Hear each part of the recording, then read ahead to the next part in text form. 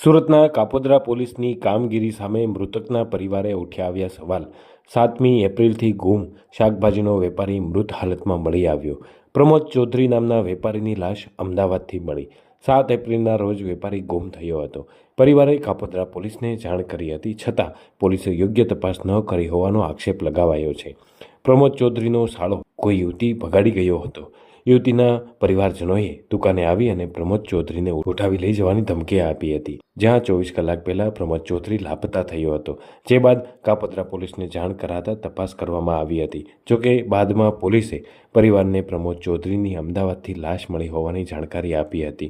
ત્યારે પરિવારે કાપોદ્રા પોલીસ સામે ગંભીર આક્ષેપ કર્યા છે।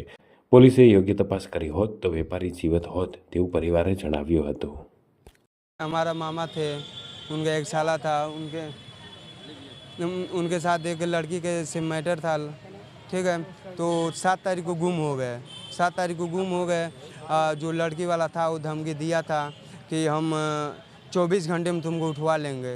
24 घंटा पूरा नहीं हुआ और हमारे मामा जी गुम हो गए। और हम पुलिस चौकी आए तो कोई सुनवाई नहीं हो रहा है। ये तो अभी 8 को हमारे मामा जी गुम हो गए 9:30 बजे। हम लोग कंप्लेन किए थे 9 तारीख को। अभी क्या बोल रहे हैं, कोई मालूम ही नहीं है। कोई मतलब बताएगा तब ना कोई जानेगा। यही कपोत्रा